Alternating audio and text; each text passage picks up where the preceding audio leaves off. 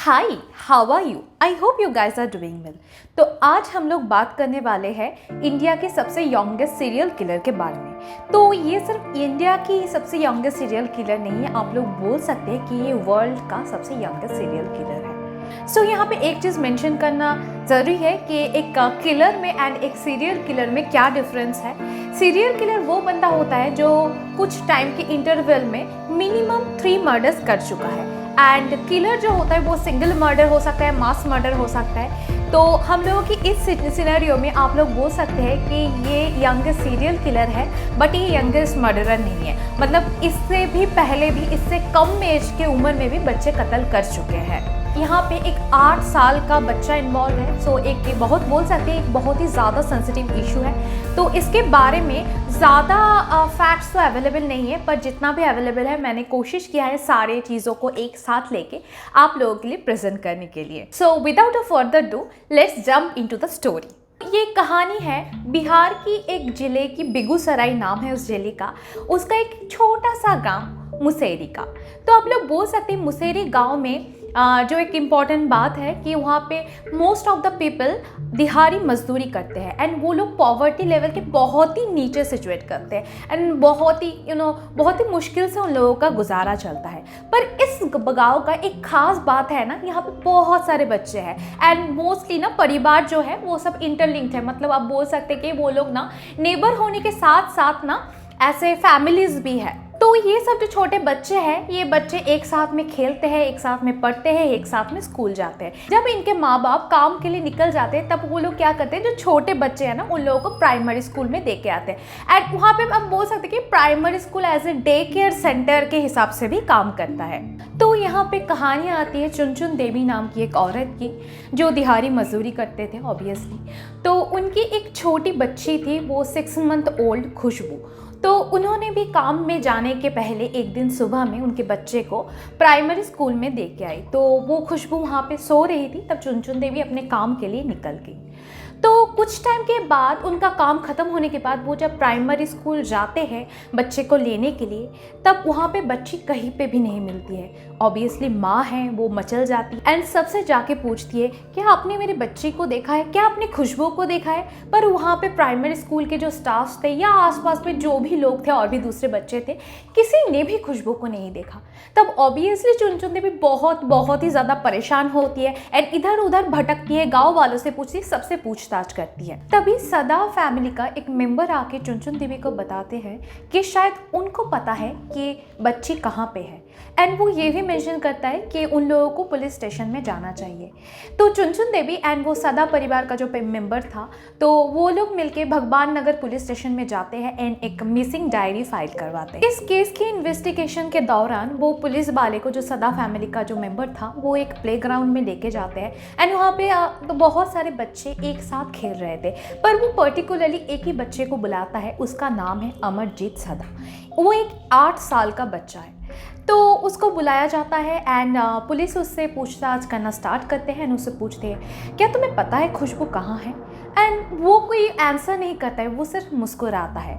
तो पुलिस को ऑब्वियसली बहुत ही अजीब लगता है कि ये बंदा ऐसे बिहेव क्यों कर रहा है, एंड पुलिस को ये भी फील होता है कि शायद इस बंदे को कुछ पता है, लाइक इसने किसी को देखा होगा कि खुशबू को किसी को उठा के लेके जाते हुए स्कूल से या समथिंग लाइक दैट। तो उसको इसके बाद पुलिस स्टेशन में लिया जाता है एंड अगेन पुलिस वाले उससे सेम बात पूछते हैं कि क्या तुम्हें पता है खुशबू कहाँ है। पर अगेन वो कोई आंसर नहीं देता है, सिर्फ मुस्कुराता है। एंड पुलिस स्टेशन में भी उसका बिहेवियर ना बहुत ही अजीब सा था।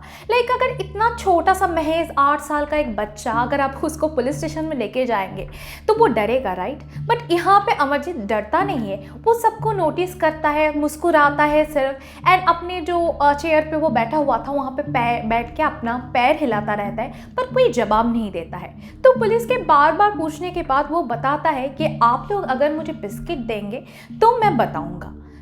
एक पुलिस वाला फाइनली एक बिस्किट का पैकेट थमाता है अमरजीत को। तब वो बोलने लगता है हाँ उसे पता है खुशबू कहाँ है। वो ये भी पता है कि खुशबू मर चुकी है। उसे ये बात पता है क्योंकि उसने खुद ही खुशबू को मारा है।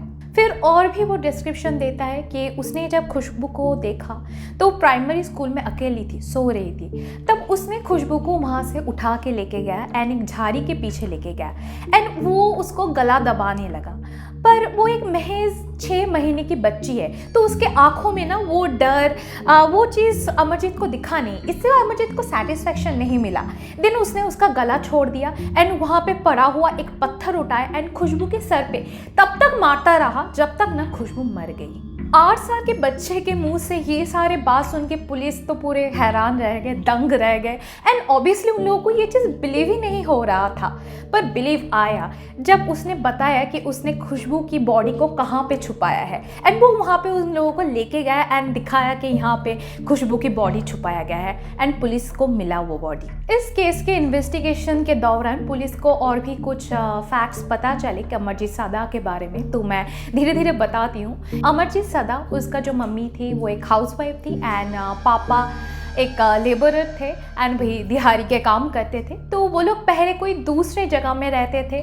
वो लोग मुसेरी गांव में शिफ्ट हुए जब अमरजीत महज 6 साल का था एंड उसके साथ उनके अंकल के परिवार भी वहाँ पे शिफ्ट हुए थे। वो लोग मुसेरी गांव में शिफ्ट हुए थे एक बेटर लाइफस्टाइल के लिए, थोड़ा सा ज़्यादा मनी अर्न करने के लिए।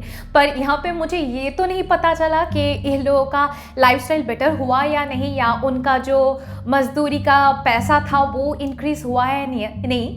पर एक बात मैं यहाँ पे बोल सकती हूँ कि यहाँ पे मैंने पहले मेंशन किया था कि ज़्यादातर लोग दिहाड़ी मजदूरी करते थे एंड सबका इकोनॉमिकल स्टेटस सेम था, मतलब सारे लोग ही पॉवर्टी लेवल के नीचे ही थे। तो आप बोल सकते कि मिडिल क्लास फैमिली में भी कोई नहीं था।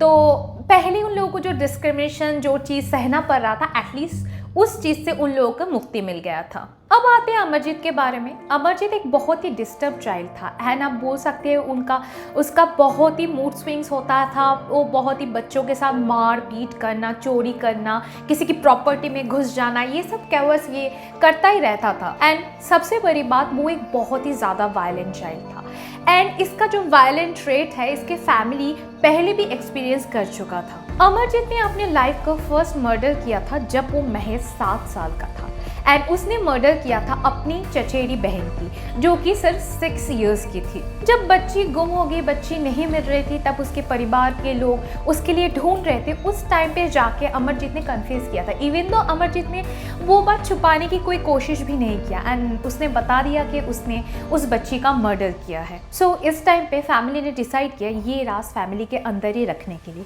क्योंकि मारने वाला भी फैमिली का मेंबर ही था एंड मरने वाला भी ऑब्वियसली फैमिली का मेंबर ही था। तो उन लोगों ने सोचा कि ये चीज़ बाहर ना जाना ही बेटर है, गांव वालों को या पुलिस को इन्फॉर्म करने की कोई ज़रूरत नहीं है। पर कुछ दिन बाद फैमिली का ये फैसला फैमिली के ऊपर भारी पड़ता है। इस टाइम पे अमरजीत अपनी लाइफ का सेकंड मर्डर करता है, जो कि वो अपनी खुद का ही छोटी बहन को मार देता है, जो महज 6 महीने की एक बच्ची थी। कुछ ऐसा होता है कि उसकी मम्मी बच्ची को सुला के अपने काम पे जाती है, तब अमरजीत उस बच्ची को उठा लेता है, उसको उठा के एक सुनसान सा जगह पे लेके जाता है एंड उसका गला दबाता है। अगेन उसको सेटिस्फैक्शन नहीं मिलता है, क्योंकि उस 6 महीने के बच्चे के आंखों में वो डर नहीं दिखता है। तो फिर से वो बच्ची का गला छोड़ता है एंड एक पत्थर उठाता है एंड उसका सर बेरहमी से कुचल देता है। अगेन बैक टू स्क्वायर, वो अपने फैमिली के पास आके गए कन्फेस करता है कि उसने अपनी बहन का मर्डर किया and family again same decision लेती है कि ये बात अगेन फैमिली के बाहर नहीं जाना चाहिए एंड पुलिस को इन्फॉर्म करना तो दूर की बात है। अभी इसके बारे में कुछ क्लियरली पता नहीं चला कि इसके लिए घर वालों ने उसको कोई पनिशमेंट दिया या कोई डांट पड़ी थी या ऐसा कुछ हुआ था या नहीं, बट ये बताया गया था कि इसके वजह से अमरजीत बहुत शर्मिंदा हुआ था एंड उसने प्रॉमिस किया था वो ऐसा कोई कांड और नहीं करेगा। बट अगेन परिवार की ये गलती और भी बहुत ज़्यादा भारी पड़ा 2008 में, जब अमरजीत ने खुशबू नाम की 6 महीने की बच्ची का कत्ल किया एंड वो ऑब्वियसली उसका 3rd मर्डर था एंड इस 3rd मर्डर के साथ आप लोग बोल सकते हैं कि इंडिया का ही नहीं वर्ल्ड का यंगेस्ट सीरियल किलर का दर्जा मिला उसको। ये केस इतना सेंसिटिव था एंड इतना डिफरेंट था, ऑब्वियसली बहुत सारे साइकोलॉजिस्ट बहुत ज़्यादा इंटरेस्टेड हुए कि इस केस में कि क्या इसका साइकोलॉजिकल ट्रेट है, कैसे एक 8 साल के बच्चे ने अब बोल सकते कि आप उसने जब पहला मर्डर किया तो अब वो महज 7 साल का था। अब बोल सकते कि 7 साल के बच्चे ने कैसे मर्डर वाला चीज़ सोच लिया और वो कैसे कमिट किया ये चीज़। तो बहुत सारे साइकोलॉजिस्ट ने उसके लिए बहुत सारा डायग्नोसिस दिया, पर जो मेन डायग्नोसिस है उसके बारे में चलिए थोड़ा सा डिस्कस करते हैं। तो एक साइकोलॉजिस्ट ने बोला कि अमरजीत सैडिस्ट है, मतलब लोगों को दुख दे के, दर्द दे के उसको जो सुकून मिलता है, आप लोग समझ ही सकते हैं। पहले भी मैंने मेंशन की हूँ कि उसको जब वो 6 मंथ की बच्ची में वो जब गला दबा रहा था, उसको जो वो डर था वो दिखाई नहीं दिया, तब उसको वो छोड़ देता है एंड पत्थर से मारने लगता है, क्योंकि उससे उसको सेटिस्फैक्शन नहीं मिल रहा था। एक बच्ची से, मतलब 6 महीने की बच्ची से आप कैसे कोई एक्सप्रेशन एक्सपेक्ट कर सकते हैं। और एक जो डायग्नोसिस था वो था कॉन्डक्ट डिसऑर्डर। तो मेनली आप बोल सकते हैं ये डिसऑर्डर ना टीनेजर्स वाले बच्चों में ज़्यादा दिखाई देता है। एंड यहाँ पे आप देख सकते हैं कि प्रोलॉन्ग एग्रेशन, वायलेशन एंड दूसरों का हार्म करना, ये सब ज़्यादा टेंडेंसीज रहते हैं। As per Indian law and constitution कोई 18 साल के नीचे वाला जो अपराधी है तो उन लोगों को जेल भेजा नहीं जाता। एंड यहाँ पे तो ये सिर्फ महज 8 साल का एक बच्चा था, तो इसको एक चाइल्ड केयर होम में रखा गया जब तक ना वो 18 साल का हुआ। एंड उस टाइम पे भी उसको जो साइकोलॉजिकल सपोर्ट वगैरह दिया था, मेडिकल सपोर्ट बोल सकते, ये सब दिया गया था। एंड 18 साल की उम्र में उसको वहाँ से रिहा कर दिया गया। सो 18 साल के बाद आप बोल सकते हैं कि 2016 में ऑलमोस्ट उसको रिहा कर दिया गया।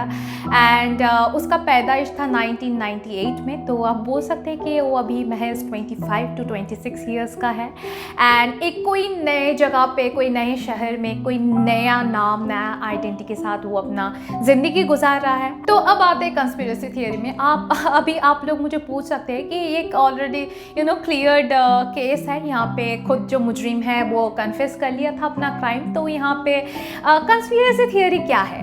बट कंस्पिरेसी थियरी ये बोलता है कि शायद अमरजीत ने खून किया ही ना हो।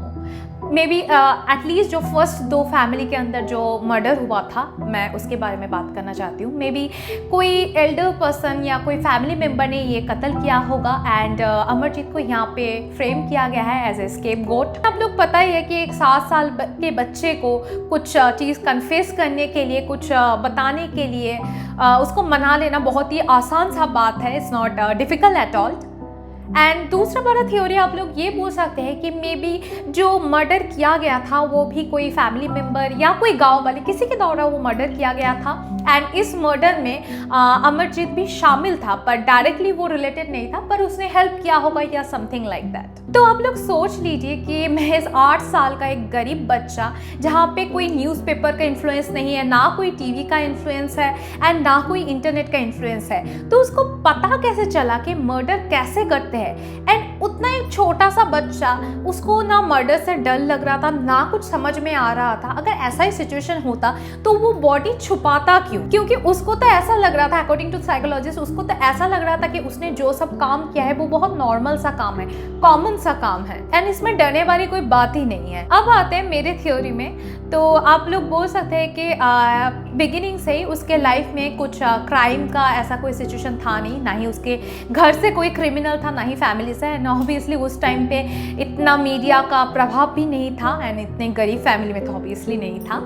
सो यहाँ पे मैं आप लोगों को एक चीज़ मेंशन करना चाहती हूँ कि आप लोगों ने ये नोटिस किया है कि उसने तीनों का मर्डर किया है एंड तीनों बच्ची है, मतलब फीमेल पॉपुलेशन है, उसने कोई मेल का मर्डर नहीं किया है। अब मेरा थ्योरी के अकॉर्डिंग आप ये बोल सकते हैं कि घर में मे बी उसने कोई डोमेस्टिक वायलेंस देखा होगा, मे बी उसके पापा को मम्मी के अगेंस्ट या something like that. I am not sure, obviously I am not sure about that. ऐसा कुछ देखा होगा एंड उसके बाद वो जो सैडिस्ट नेचर था एंड वो अमरजीत में कैरी ओवर हुआ था एंड उसको शायद वो फील आने लगा था कि मैं किसी को मार के, किसी को टॉर्चर करके, ऑब्वियसली फीमेल पॉपुलेशन को ट्राई करता हूँ कि कैसा फील होता है। एंड उसने जब फर्स्ट मर्डर किया तब उसका कॉन्फिडेंस लेवल हाई हो गया एंड फर्स्ट मर्डर जो था वो एक 7 साल की बच्ची थी एंड ऑब्वियसली उसका जब गला दबा रहा था वो, तो उसको वो डर, वो जो सेटिस्फैक्शन, वो चीज़ उसको मिल रहा था एंड जो कि उसको बाकी जो उसका 2 विक्टिम था, जो 6 मंथ की 2 बच्चियाँ थी, उसमें नहीं मिला। तो मे बी ये एक रीज़न हो सकता है। सो आई एम नॉट श्योर। सो आप लोग मुझे कमेंट सेक्शन में बता सकते हैं कि आप लोगों को क्या लगता है इस सिचुएशन में एग्जैक्टली क्या हुआ था। एक बच्चा सच में एक कातिल बच्चा पैदा हो सकता है? ये साइकोलॉजिकल ट्रेट किसी तरह एक बच्चे पे इम्प्लांट हो सकता है, या ऐसे ही कातिल नेचर लेके कोई बच्चा पैदा होता है? सो आप लोग ये कमेंट में मेंशन करना मत भूलिए, एंड आप लोग मुझे कोई स्टोरी सजेशन भी दे सकते हैं। That's it for today guys, मिलते हैं आप लोगों के साथ नेक्स्ट वीडियो में, तब तक के लिए बाय।